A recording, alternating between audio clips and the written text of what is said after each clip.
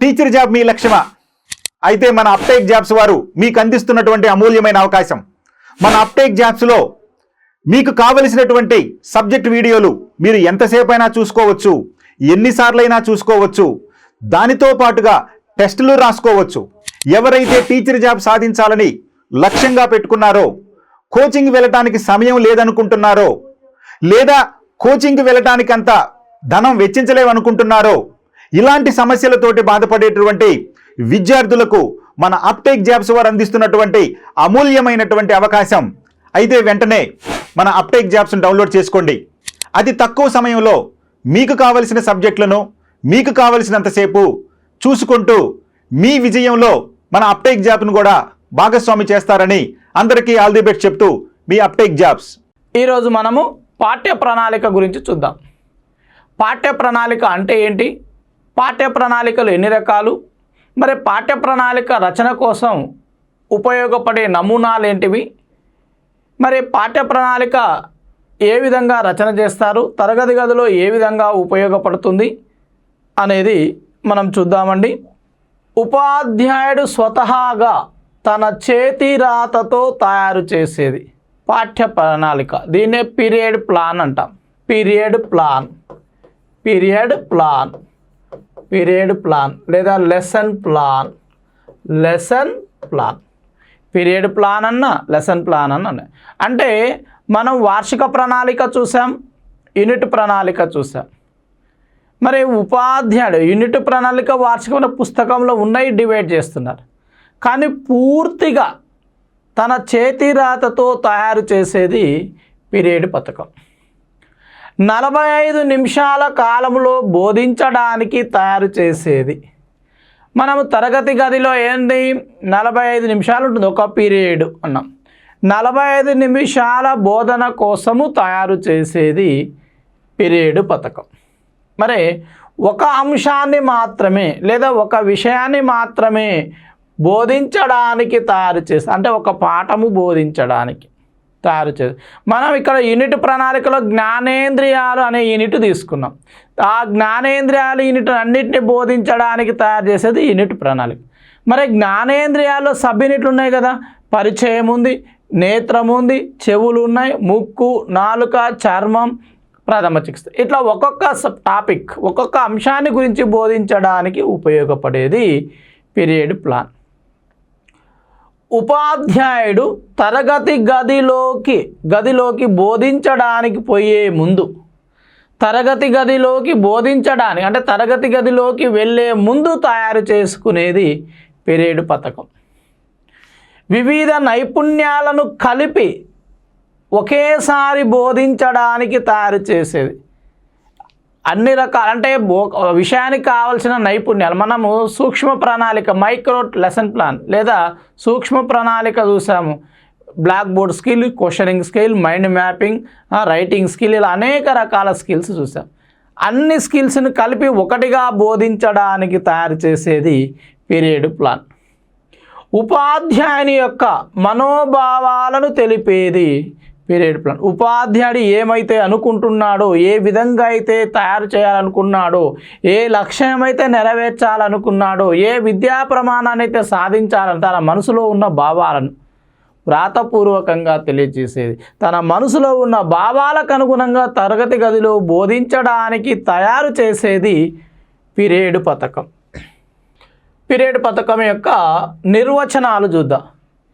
LB stand వాస్తవంగా ఒక కార్యాచరణ ప్రణాళిక.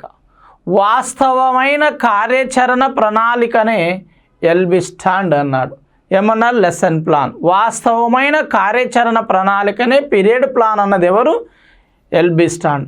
బైనింగ్ రోజువారీ పాఠ్య పథకములో లక్ష్యాలను నిర్వచించడం, విషయాన్ని ఎంపిక చేసి క్రమ పద్ధతిలో ఉంచడం, పద్ధతిని విధానాన్ని నిర్ణయించడమే పీరియడ్ పథకం. బైండింగ్ చేసేటప్పుడు ఏం చేస్తాం? క్రమ పద్ధతిలో పెడతాం. అన్ని బోధనకు కావాల్సిన బోధన ఉపకరణాలు, బోధన ప్రణాళికలు, బోధన అంశాలు అన్నీ క్రమ పద్ధతి అని గుర్తుంచుకోండి. బైండింగ్ చేసేటప్పుడు క్రమ పద్ధతిలో పెడతాం. కాబట్టి బైండింగ్ అంటే క్రమ పద్ధతిలో బోధన అంశాలను ఉపయోగించి తయారు చేసేది. యూనిట్ ఏంది పీరియడ్ పథకం అన్నాడు. ఎవరు? బైండింగ్ అంటే బైండింగ్ గుర్తుంచుకోండి. బైండింగ్ క్రమ పద్ధతిలో బైండింగ్ చేస్తాం. బుక్ బైండింగ్ చేస్తే ఇప్పుడు క్రమ పద్ధతిలో పెడతాం. ఇగో ఈ క్రమ పద్ధతిలో గుర్తుంచుకోండి. క్వశ్చన్లో ఈజీ అన్నమాట. నెక్స్ట్ ఎల్బి స్టాండ్ పాఠ్యపథకము ఉపాధ్యాయుని యొక్క పనిలోని వేదాంతం, అతని వేదాంత జ్ఞానం, అతని విద్యార్థుల యొక్క సమాచార నైపుణ్యాలు, అవగాహన లక్ష్యాలు, అతని అవబోధం, అతను బోధించే పరికరాలపైన జ్ఞానం, సఫలమైన పద్ధతులను ఉపయోగించడంలో అతని సామర్థ్యాలను కలిగి ఉండడం. అంటే ఉపాధ్యాయుడు చేసే అంశాలన్నిటినీ అవగాహన కలిపి, అంటే తరగతి గదిలో ఉపాధ్యాయుడు చేసే అంశాలన్నిటిని కలిపి తయారు చేసేదని గుర్తుంచుకోండి. సింపుల్గా బోధన పద్ధతులు, బోధన ఉపకరణాలు, బోధన ప్రణాళికలు, కరిక్యులంలు అన్నీ కూడా తరగతి గదిలో ఉపాధ్యాయుడు చేసే అంశాలన్నిటిని కలిపి తయారు చేసేది పీరియడ్ పథకం. ఎల్బి స్టాండ్ అన్నాడు. LB stand lesson plan is an plan of action implemented by the teacher. అంటే తరగతి గదిలో ఉపాధ్యాయుడి చేత ఆచరించబడేది లెసన్ ప్లాన్. తరగతి గదిలో ఉపాధ్యాయుడి చేత ఆచరించబడేది లెసన్ ప్లాన్ అన్నాడు ఎల్బి స్టాండ్. ఈయన 3 ఇచ్చాడు.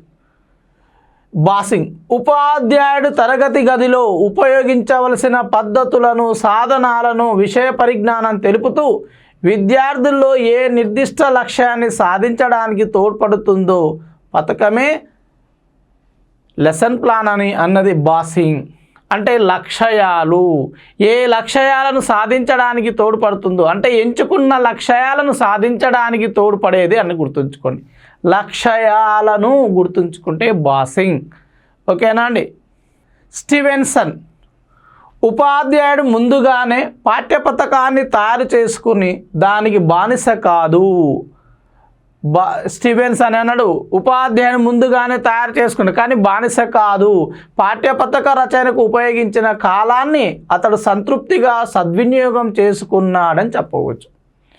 అంటే స్టీవెన్సన్ ముందుగానే ప్రణాళిక తయారు చేసుకుంటే బానిస కాదు, తనకున్న కాలాన్ని సద్వినియోగం చేసుకున్నాడు అని చెప్పవచ్చు. కాబట్టి స్టీవెన్సన్ చెప్పవచ్చు. నెక్స్ట్ ఒక పీరియడ్లో బోధించే విధి విధానాల ఆధారంగా పీరియడ్ పథకాలు వివిధ రకాలుగా ఉంటుంది. ఒక పీరియడ్లో బోధించే విధి విధానాలంగా పీరియడ్ పథకాలు వివిధ రకాలుగా ఉంటాయండి. మనకు సాధారణంగా పీరియడ్ పథకాల నమూనాలు చూసినట్టయితే హెర్బర్ట్ ఉపగమం, బ్లూమ్స్ ఉపగమం, ఆర్సిఈఎం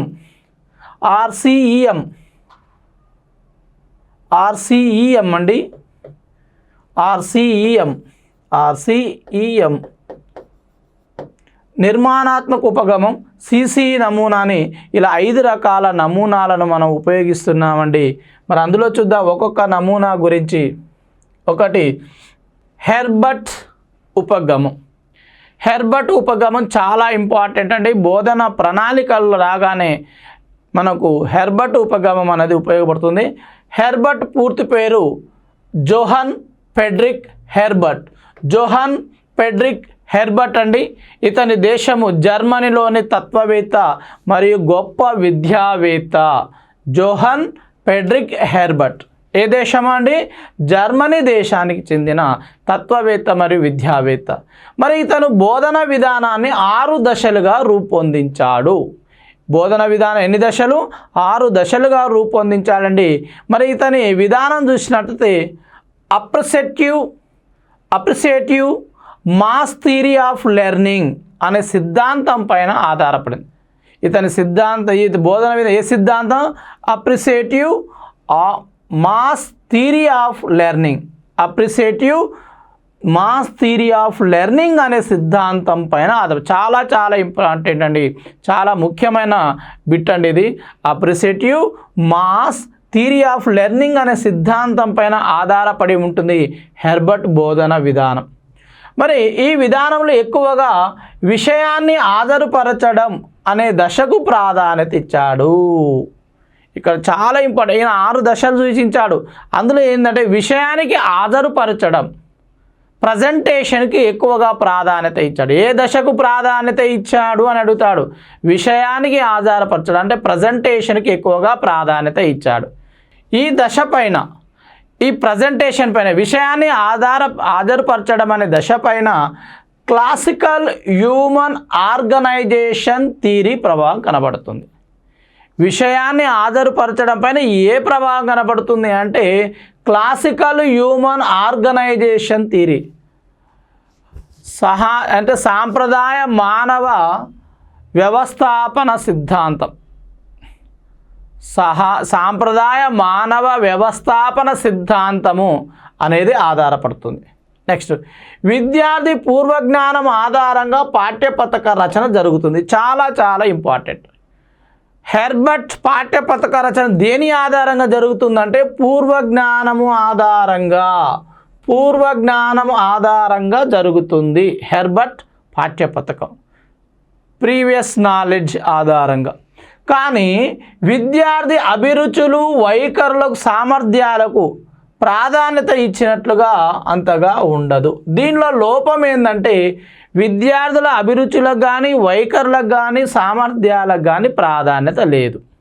ఇది లోపం ఏంటంటే అభిరుచులు, వైఖరులు, సామర్థ్యాలకు లేకపోవడం. నెక్స్ట్, విషయ వ్యవస్థీకరణ చాలా వరకు జ్ఞాపక శక్తి స్థాయిలోనే జరుగుతుంది. ఇది ఎక్కువగా జ్ఞానాత్మక రంగానికి సంబంధించింది కాబట్టి మెమొరీ లెవెల్, జ్ఞానాత్మక రంగంలో జ్ఞానం అనే లక్ష్యము ఆధారంగా పనిచేస్తుందని చెప్పవచ్చు. జ్ఞానము అని ఉంది కదా, మనకు రంగాలు 3 ఉన్నాయి బ్లూమ్స్ ప్రకారం: జ్ఞానాత్మక రంగం, భావావేశ రంగం, మానసిక చలనాత్మక రంగం. మరి జ్ఞానాత్మక రంగంలో 6 లక్ష్యాలు ఉన్నాయి. మొదటి లక్ష్యము జ్ఞానము, జ్ఞాపక శక్తి స్థాయిలోనే మెమొరీ లెవెల్లో జరుగుతుంది. విషయ వ్యవస్థీకరణ జ్ఞానాత్మక రంగంలో జ్ఞానం అనే లక్ష్యములో ఆధారంగా జరుగుతుంది. ఇది కూడా ఇంపార్టెంట్ బిట్ అండి.